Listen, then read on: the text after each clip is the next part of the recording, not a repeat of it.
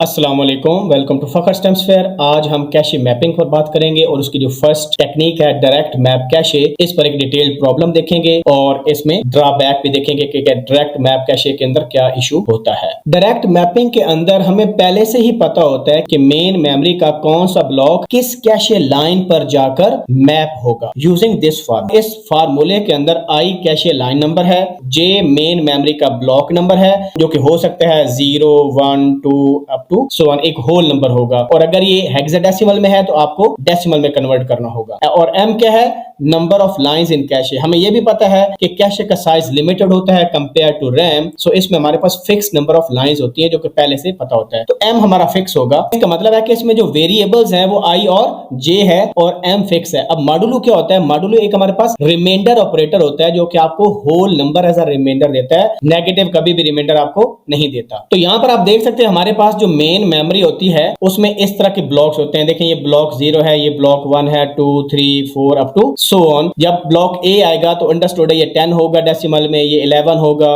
ये 12 होगा up to so on. और हर ब्लॉक का साइज फिक्स है।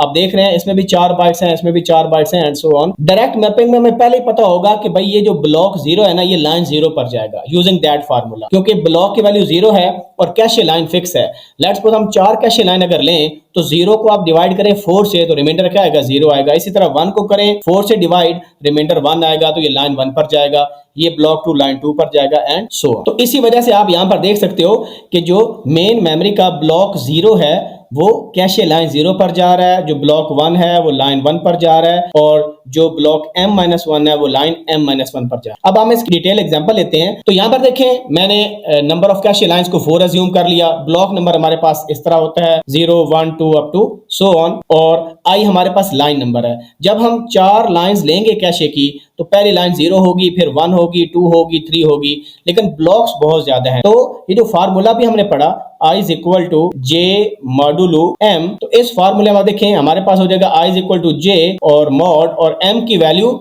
हमारे पास फिक्स होगी नंबर ऑफ लाइंस, तो कितनी है? 4। तो हमने अब ये नंबर वेरी कर रहे हैं, इन नंबर्स को डिवाइड करना है 4 से और रिमाइंडर कंप्यूट करना है। तो देखें जब ब्लॉक 0 हमारे पास आएगा, जब आप इधर 0 पुट करेंगे और 0 को फिर आप डिवाइड करेंगे 4 से तो रिमाइंडर कितना आएगा? 0 आएगा, क्योंकि जब तक ये डिवाइडेंड छोटा होता है डिवाइजर से तो वही रिमाइंडर होता है। कैसे? 0 को 4 से डिवाइड करें, 4 zeros are 0, आपका रिमाइंडर 0 आ गया। तो पता ये चला कि i की वैल्यू 0 आ गई। इसका मतलब है ब्लॉक भी आपका 0 था, 0 ब्लॉक था और लाइन भी 0 आई। इसका मतलब है जो B0 हमारा वो मैप होगा लाइन 0 पर। इसी तरह जो नेक्स्ट ब्लॉक 1 है उसका मॉड 4 लेंगे तो 1 को जो 4 से डिवाइड करेंगे 4 zeros are 0, तो रिमाइंडर क्या आ जाएगा? 1 आ जाएगा। इसका मतलब क्या हुआ कि ब्लॉक 1 लाइन 1 पर आएगा। तो ये जो रिमाइंडर है ये आई की वैल्यू आपको बता। इसी तरह जो ब्लॉक नंबर 2 है वो लाइन नंबर 2 पर आ जाएगा। क्यों? क्योंकि 2 छोटा है 4 से। इस तरह जो ब्लॉक 3 है वो लाइन 3 पर मैप होगा।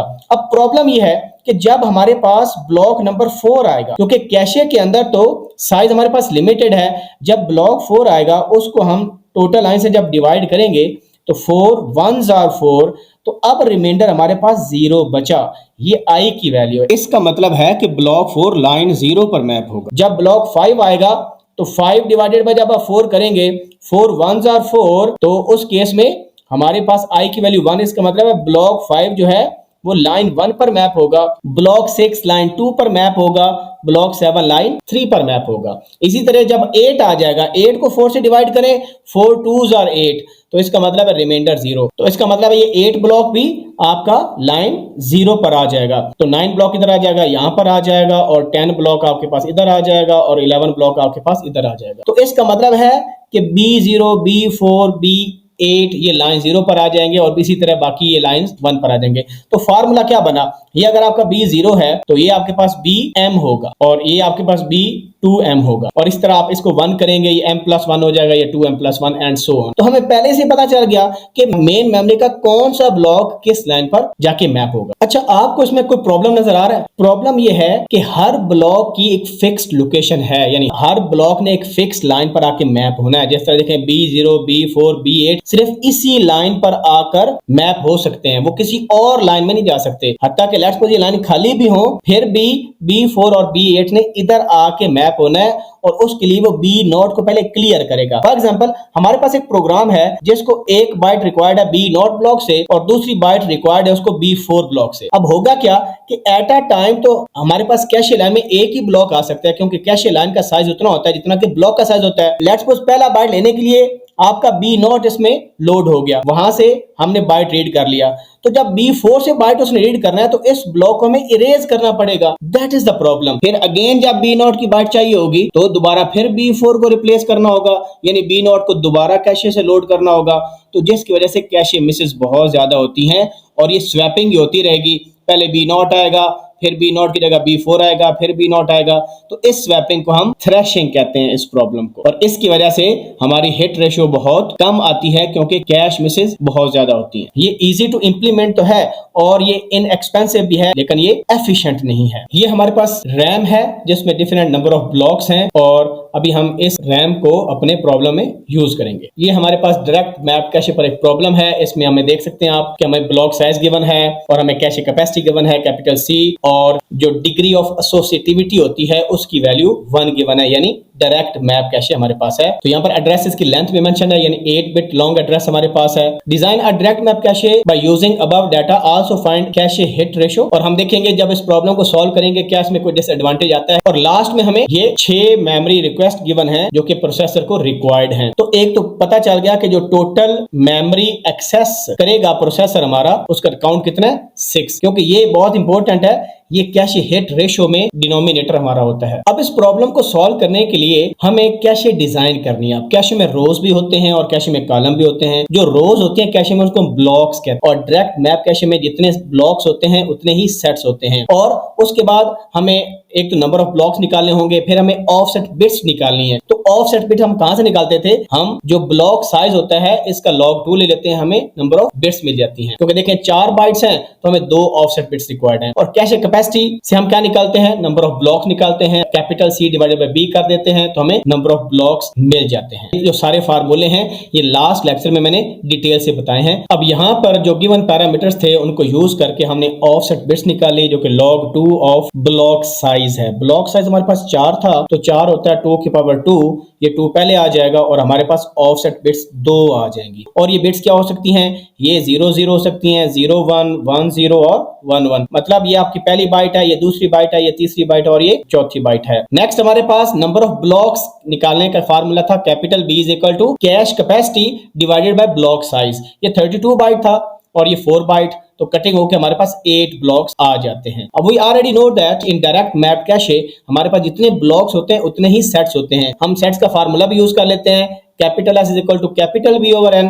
Capital B number of blocks थे तो 8 डिवाइडेड बाय N। ये जो 1 है ये शो करता है कि डायरेक्ट मैप है, हमारे पास हर सेट में एक ही ब्लॉक है। सो सेट्स भी हमारे पास कितने आ गए, 8 आ गए। तो यहाँ पर जब हमने ये ब्लॉक्स निकाल लिए तो ये ब्लॉक्स शो करेंगे कि आपकी जो रोज होंगी कैशे की वो 8 होंगी। उन 8 रोज को डिनोट करने के लिए हमारे पास इंडेक्स बिट्स होती हैं। तो 8 रोज को डिनोट करने के लिए हमें कितने बिट्स चाहिए, 3 बिट्स चाहिए। लेकिन फार्मूला क्या, log 2 ऑफ S, और 8 का log 2 लेंगे 3 बिट्स आ जाएंगी। ये 3 बिट्स वेरी करेंगी 0 0 0 से लेकर 1 1 1 तक। और लास्ट में हमारे पास रहेगी टैग बिट्स। अब टैग बिट्स का फार्मूला होता है total address bits minus set bits minus offset bits. क्योंकि टोटल एड्रेस बिट्स हमारे पास 8 थी और सेट बिट्स हमने 3 निकाल ली और ऑफसेट बिट 2 निकाल ली, तो हमारे पास कितनी टैग बिट्स रह गई, 3 टैग बिट्स रह गई। तो हमारे पास 2 जो बिट्स हैं, जब हम बाइनरी में नंबर लिखेंगे तो जो 2 बिट्स होंगी राइट वाली ये हमारी ऑफसेट बिट्स हो जाएंगी, जो नेक्स्ट 3 बिट्स होंगी वो हमारी सेट बिट्स हो जाएंगी, और जो पीछे वाली 3 बिट्स हैं वो हमारी टैग बिट्स हो जाएंगी। तो अब हम इजीली अपने कैशे को डिजाइन कर सकते हैं। तो जो इन्फॉर्मेशन अभी हमने फाइंड की है, हमने फाइंड किया है कि हमारे पास ऑफसेट बिट्स 2 हैं, ये आप देख सकते हैं 2 ऑफसेट बिट्स हैं और 3 सेट बिट्स हैं और 3 टैग बिट्स हैं। तो ऑफसेट बिट्स ये हमारे पास है। तो जो ब्लॉक मेन मेमोरी से आएगा उसकी जो फर्स्ट बाइट है वो यहाँ पर स्टोर होगी, सेकंड बाइट यहाँ पर होगी, थर्ड बाइट यहाँ एंड फोर्थ बाइट यहाँ पर। अगली 3 बिट सेट बिट्स हैं। हमने पीछे देखा हमारे पास टोटल 8 सेट्स थे, तो इसका मतलब है ये सेट 0 है, सेट 1 अप टू सेट 7, तो टोटल 8 सेट्स बने हैं। तो जितने सेट्स हैं उतने ही हमारे पास ब्लॉक्स होते हैं डायरेक्ट मैप कैशे के अंदर। तो एक ब्लॉक पर सेट होता है, तो ब्लॉक 0 है तो सेट 0 है, और हर ब्लॉक एक कैशे लाइन पर आके मैप होगा। ब्लॉक 0 लाइन 0 पर आएगा, ब्लॉक 1 लाइन 1 पर, and so on according to formula we have learned earlier using modulo operator. और उसके बाद हमारे पास पीछे रह गई 3 bits tag bits. Tag bits हमारे पास यहाँ पर आ जाएंगी, जिस तरह के ये 00 एड्रेस में लिखा हुआ है तो यहाँ पर आपके पास 00 आ जाए। और उसके बाद हमारे पास है वैलिड बिट। वैलिड बिट जब तक कैशे के अंदर कोई हमारे पास ब्लॉक नहीं होता, वो एम्प्टी होती है, तो वैलिड बिट हमारे पास 0 होती है। जो ही हमारे पास डाटा आता है तो वैलिड बिट को हम 1 कर देते हैं। तो अब हम डिटेल से प्रॉब्लम करते हैं। ये हमारे पास डायरेक्ट मेमोरी है यानी रैम है, और ये हमारे पास एड्रेसेस हैं जो कि रिक्वेस्ट चाहिए सीपीयू को मेमोरी एक्सेस की, और ये हमने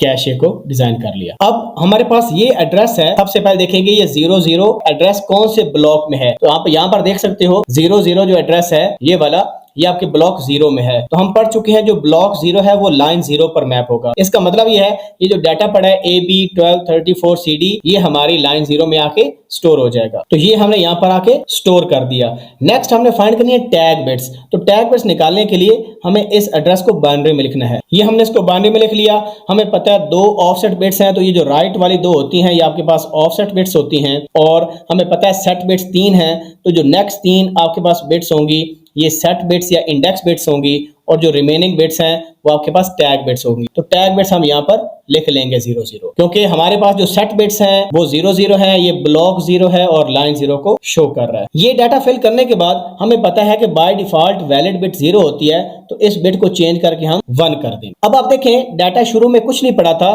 तो हमारे पास ये किसका केस हो जाएगा, कैशे मिस का। यहाँ पर हम 2 कॉलम बना लेते हैं, एक कैशे मिस का और एक कैशे हिट का, और उसके हिसाब से हम फिल करते जाएंगे ताकि एंड पर कैशे हिट रेट निकालना हमारे लिए आसान हो जाए। तो ये हमारे पास कैशे मिस 1 हो गया और कैशे हिट 0 हो गया। ऑफसेट बिट्स का क्या काम है? ऑफसेट बिट का ये काम है कि जो फर्स्ट बाइट है 00 पर क्या वैल्यू पड़ी है, AB पड़ी है, तो ये AB AL के अंदर स्टोर हो जाएगी। ऑफसेट बिट का ये काम है कि वो बाइट बताती है कि कौन सी बाइट है जो कि प्रोसेसर के रिक्वायर्ड है, तो ये AB वाली बाइट उसको रिक्वायर्ड है। नेक्स्ट हमारे पास इंस्ट्रक्शन है मूव AH, 06। अब हम देखेंगे मेमोरी में ये जो 06 है ये कौन से ब्लॉक से बिलोंग कर रहा है। तो 06 आप यहाँ पर देखें ये ब्लॉक नंबर 1 पर है। हमें पता है ब्लॉक 1 कहां पर स्टोर होगा, लाइन 1 में या ब्लॉक 1 में या सेट 1 में। तो इसमें डाटा क्या पड़ा है, EF 56 45 CD, ये हम लाइन 1 में स्टोर कर लेंगे। तो ये हमने स्टोर कर लिया, और वैलिड बिट को क्या कर देंगे 0 से 1 कर देंगे। अब यहाँ पर एक चीज नोट करें, अगर आपको ऐसे पता नहीं चलता तो आप सिंपली ये इस एड्रेस को मैंने बाइनरी के फॉर्म में लिख दिया, तो ऑफसेट बिट आपको ये बता रही है कि हमारे पास AH रजिस्टर में कौन सी बाइट जाएगी। 10 कौन सी बाइट है, थर्ड बाइट है, उसमें क्या पड़ा 45, तो हमारे पास जो AH है उसमें 45 जाएगा। इसका ये मतलब है। सेट बिट से भी आपको लाइन का पता चल सकता है। देखिए सेट बिट क्या है, 001, ये आपके पास सेट बिट है। तो 001 कौन सी आपके पास लाइन बन रही है, लाइन 1, वो हमें फार्मूले से भी पता चल गया। तो आप ऐसे भी कंफर्म कर सकते हो, क्योंकि यहाँ पर स्टार्ट में कोई डाटा मौजूद नहीं था, तो जो टैग बिट्स होती हैं वो हमें बताती हैं क्या वाकई जिस डाटा में इंटरेस्टेड है ये वही डाटा है। क्योंकि यहाँ पर क्योंकि कोई टैग बिट्स नहीं थी, इस वजह से हम टैग बिट्स को स्टोर करेंगे, और ये हमारा कैशे मिस का केस है क्योंकि पहले कोई डाटा में नहीं पड़ा। तो कैशे मिस जो है अब 1 से 2 हो जाएगा और कैशे हिट 0 रहेगा। अब हम करते हैं नेक्स्ट इंस्ट्रक्शन को एग्जीक्यूट। ये हमारे पास नेक्स्ट इंस्ट्रक्शन है, इसको हमने बाइनरी के फॉर्म में लिख दिया, और ये हमारे पास ऑफसेट बिट्स हैं, ये हमारे पास सेट बिट्स हैं, ये टैग बिट्स हैं। सेट बिट से लग रहा है ये कौन सी लाइन है, ये लाइन नंबर 2 है। तो ये जो डाटा है ये लाइन नंबर 2 पर जाएगा, इसकी वैलिड बिट 0 से 1 हो जाएगी। अब डाटा जो पड़ा है हम देखेंगे ब्लॉक नंबर कौन सा है। वैसे भी हमें पता चल रहा है मेमोरी से 0B एड्रेस फाइंड करें। ये हमारे पास 0B एड्रेस है जो कि ब्लॉक नंबर 2 में आ रहा है, यानी इसको हम लाइन नंबर 2 में जाके स्टोर करेंगे। और डाटा क्या है 00 1 2 35 45। तो लाइन नंबर 2 आपको 010 सेट से भी पता चल रहा है। ये देखें ये आपके पास 2 बनता है, तो ये डाटा अब हम इधर प्लेस कर देंगे। यहाँ पर पहले कुछ नहीं पड़ा था, वैलिड बिट को हमने 1 कर दिया, अब डाटा हम यहाँ पर प्लेस करते हैं। ये हमने डाटा प्लेस कर दिया क्योंकि पहले यहाँ पर कोई डाटा मौजूद नहीं था, टैग बिट्स नहीं थी तो हम टैग बिट्स भी ऐड कर देते हैं जो कि 000 है हमारे पास, और ये कैशे मिस हो जाएगा। तो जो कैशे मिस का नंबर काउंट 2 था अब वो 3 हो जाएगा। अभी तक एक कैशे हिट भी नहीं हुई। यहाँ पर मैं ये बताना भूल गया कि BL में क्या वैल्यू जाएगी। देखें ऑफसेट 1 1 है तो 1 1 पर क्या वैल्यू पड़ी हमारे पास, यहाँ पर आप देखें 1 1 पर पड़ा 45, तो BL में 45 मूव हो जाएगा। अब ये 02 वाला एड्रेस काफी इंटरेस्टिंग है। इसमें आप देखें 02 जो है कौन से ब्लॉक में आ रहा है, 02 हमारे पास ब्लॉक नंबर 0 में आ रहा है। तो क्या ब्लॉक 0 हमारे पास इसका मतलब है पहले मौजूद है? यस, ब्लॉक 0 या लाइन 0 में पहले से डाटा मौजूद है। हम टेस्ट करेंगे क्या ये डाटा वही है जो कि हमें चाहिए, AB 12 34, क्योंकि मैं 34 रिक्वायर्ड है, तो हम देखेंगे ये डाटा वाकई यहाँ पर मौजूद है। और इसको टैग बिट से कैसे कंफर्म करेंगे? सबसे पहले टैग बिट्स को कंफर्म करने के लिए हम सेट नंबर में जाएंगे या लाइन नंबर में जाएंगे। लाइन नंबर पहले हमें पता चल गया कि लाइन 0 है, और यहां से भी पता चल रहा है सेट बिट से कि लाइन 0 है। लाइन 0 में जाकर हम टैग बिट्स को मैच करेंगे।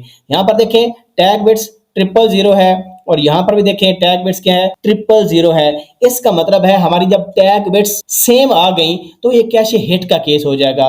तो ये 0 से हमारा 1 हो जाएगा, यानी जो डाटा हमें रिक्वायर्ड है ये डाटा वही पड़ा हुआ है। उसके बाद हम क्या करेंगे, जो ऑफसेट बिट पर जो बाइट पड़ी है उसको स्टोर कर देंगे BH के अंदर। तो BH में हमारे पास 10 पर देखते हैं कौन सी बाइट पड़ी है, 10 पर 34 पड़ा है, तो हमारे पास BH में 34 स्टोर हो जाएगा। अब हम इंस्ट्रक्शन जो 5th है 20 वाली, इसको एग्जीक्यूट करते हैं। ये हमने 20 को बिट्स की फॉर्म में लिख दिया। ये ऑफसेट बिट्स हमारे पास है, यानी फर्स्ट बाइट रिक्वायर्ड है हमें, और सेट हमारा 00। अब ये देखें सेट 00 का मतलब ये हुआ कि हमारा फर्स्ट लाइन है L0, ठीक है। अब L0 में हमने देखना है टैग बिट्स को। यहां पर देखें टैग बिट्स क्या है, यहां पर है 001। अब टैग बिट्स मैच नहीं कर रही, इसका मतलब है we have to replace line 0 data. 20 address को अगर आप यहां पर भी देखें, ये आपके पास 20H मौजूद है और ये ब्लॉक 8 बनता है। तो ब्लॉक 8 का मतलब है कि जब ब्लॉक नंबर 8 है और कैशे लाइन भी 8 है, तो 8 को 8 से डिवाइड करें, 8 1s are 8 और रिमाइंडर क्या बचा 0। इसका मतलब ये लाइन 0 पर ही आएगा। तो आपको कन्वर्ट करने से पहले ही पता चल जाएगा कि लाइन 0 पर डाटा जाएगा। अब आप एक चीज नोट करें, यहां पर प्रॉब्लम हमारे पास देखें लाइन 3 से लाइन 7 तक सारी फ्री लाइन पड़ी है, लेकिन unfortunately we have to remove this line from the cache। अगर फ्यूचर में इसका यूज पड़ गया दोबारा फिर लोड करनी पड़ेगी। यही प्रॉब्लम होता है डायरेक्ट मैप कैशे के अंदर। तो अब हमें क्या करना पड़ेगा, क्योंकि टैग बिट्स मैच नहीं कर रही, ये 001 है और यहां पर जो टैग बिट पड़ी है वो 00 है, लिहाजा we have to remove this tag bit को चेंज करके 001 डाल देंगे, और उसके अलावा जो डाटा है उसको भी चेंज करेंगे। तो यहां पर हम देखेंगे 20 पर क्या डाटा पड़ा है, B3 3C 3F 3D, ये हम रिप्लेस कर देंगे लाइन 0 के डाटा को। तो यहां पर इस डाटा को हमने रिप्लेस कर दिया, टैग बिट्स को भी अपडेट किया, और वैलिड बिट पहले हमारी 1 है। अब हम क्या करेंगे, देखेंगे कि CL के अंदर कौन सा डाटा जाना है। इसमें जो ऑफसेट 00 पर पड़ा है वो कौन सी बाइट हमारे पास पड़ी है, 00 पर B3, तो ये B3 हम डाल देंगे CL के अंदर। अच्छा, अब इसमें देखें, इसमें कैशे मिस होगा क्योंकि टैग बिट्स हमारी मैच नहीं कर रही। तो कैशे मिस जब होगा तो कैशे मिस आपका 3 से 4 हो गया। अब हम लास्ट करते हैं जो कि 25H है। अब यहां पर हमने 25H को कन्वर्ट कर लिया है। ये हमारे पास 01 ऑफसेट बिट है, यानी हमें सेकंड बाइट चाहिए। ये सेट बिट है, इसका मतलब है लाइन 1 है और ये टैग बिट्स हमारे पास है। तो लाइन 1 में डाटा जा रहा है। वैसे भी हम 25H को अगर देखें तो ये हमारे पास 25H है, और ये ब्लॉक कौन सा बनता है, ब्लॉक 9 बन रहा है। वैसे ब्लॉक 9 को अगर हम चेक करें फार्मूले से तो 9 divided by 8, 8 1s are 8, reminder 1, मतलब लाइन 1 में जाएगा। तो दोनों तरीकों से आप कंफर्म कर सकते हो कि किस लाइन में ये ब्लॉक ने स्टोर होना है। अब हम उसके बाद टैग बिट्स देखेंगे कि टैग बिट्स जो लाइन 1 में है वो होनी चाहिए 001। तो लाइन 1 में हम चले गए, लाइन 1 में देखें टैग बिट्स क्या है 000, तो ये मैच नहीं कर रही। इसका मतलब है ये कैशे मिस का है, तो इसका मतलब है कैशे मिस 4 से 5 हो गया। हत्ता कि हमारे पास देखें ये नीचे 5 ब्लॉक्स या लाइंस कैशे की खाली थी, लेकिन हमें इसको इरेज करना पड़ रहा है लाइन 1 को। तो ये प्रॉब्लम है आपका डायरेक्ट मैप्ड कैशे के अंदर, कि आपके पास पहले से ही डिसाइड होता है कि ये इस ब्लॉक ने इस कैशे लाइन पर आना है, वो किसी और कैशे लाइन पर नहीं जा सकता, जिसकी वजह से हमें इसको इरेज करना पड़ रहा है। तो इसके लिए फिर सोल्यूशन हमारे पास होता है एसोसिएटिव कैशे मैपिंग। तो अभी हमें यहाँ पर कांटा लगाना पड़ेगा और इस कांटे के बाद हमें वो डाटा अपलोड करना है जो कि 25H पर पड़ा है, जो कि डाटा हमारे पास 25H का ब्लॉक है, इसको हमें लोड करना है वहां पर। तो यहां पर हमने अपने डाटा को अपडेट कर दिया। अब हम यहां पर देख लेते हैं कि हमें कौन सी बाइट रिक्वायर्ड है। तो बाइट नंबर सेकंड जो 01 पर पड़ी है उसको CH में डाल देंगे। तो सेकंड बाइट में देखें 01 पर क्या पड़ा है 9F। अब कैश हिट रेशो निकालें। वो हमारे पास क्या होता है नंबर ऑफ कैश हिट्स। तो अभी तक एक हिट हुई है और टोटल कितने एक्सेसेस थी हमारी 6 थी। तो 1/6 इसको 100 से अगर आप मल्टीप्लाई कर दें तो परसेंटेज आ जाएगी। तो अप्रोक्सीमेटली ये 16.7% हिट रेशियो आ रही है, जो कि बहुत ही थोड़ी है। यही वजह है कि डायरेक्ट मैप कैशे की जो कैशे हिट रेशियो होती है वो बहुत थोड़ी होती है। हमें बार बार मेन मेमोरी से ब्लॉक को लाकर यहां पर ओवरराइट करना पड़ता है। हत्ता कि हमारे पास एक्स्ट्रा ब्लॉक्स पड़े हैं, उनका कोई यूज भी नहीं हो रहा और हम उसी ब्लॉक का डाटा इरेज करके दोबारा फिर ब्लॉक को लोड करते हैं उसी कैश लाइन के ऊपर। तो होप सो आपको समझ आया होगा। फिर भी कोई क्वेश्चन हो please ask in the comment section. तो इंशाल्लाह नेक्स्ट लेक्चर में हम एन वे एसोसिएटिव कैशे पर प्रॉब्लम करेंगे और डिटेल्स देखेंगे इंशाल्लाह। मिलते हैं नई वीडियो के साथ। अपना ख्याल रखें। अल्लाह हाफिज़ व नासिर।